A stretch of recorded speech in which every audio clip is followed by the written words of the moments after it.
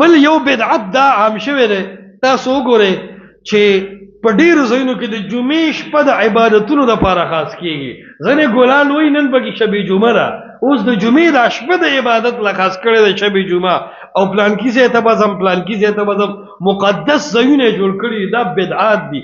څوک وایي شب جمعه د شاه منصور ته او پلانکي ځای ته به پیر صاحب له ځمه، هلته به حلقه لګي او ذکر به تازه کېږي. دا د جمعې شپه د اول خو دا کار دی هسې هم بدعت دی، خو دا د جمعې شپه دی ولې خاص کړی د عباداتو سره؟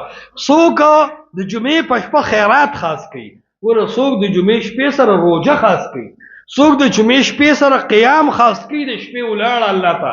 دا ټول بدعات دي. صحیح مسلم کتاب الصیام کې د ابو هریره صاحب روایت دی چې فرمایي لا تخصوا لیلة الجمعة بقیام وبصیام من بین الایام.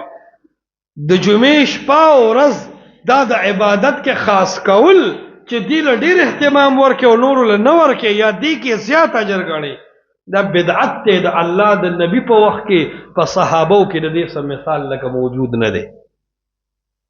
او عوام مړي پسې خیرات هم صرف د جمعې په شپه کوي. نن وی د جمعې شپه او بعضې دا خلک د جمعې په شپه باندې د ماښام مونځ کې لږ په ناره جومات ته ځان رسوي، وي دومره د چا مړي به خپې غوځولي سکړې مړې ریجې به وکړو. خلکو مخصوصه کړې ده. دا د جمعې شپه کې بې دلیله تخصیصات دا په اسلام کې نشته. دا بدعات دي. بدعات خو په دې معاشره کې عام شوي دي. لاس کې مګنی ولی د قرآن سنت رڼا ده، دا لاره صفا د ورونو، دا لاره صفا ده، دا لاره صفا د ورونو، دا لاره صفا ده. پاک الله د دین اصول قرآن حدیث خودلی دی، پاک رسول الله ورته ټول خلق را بللی دی.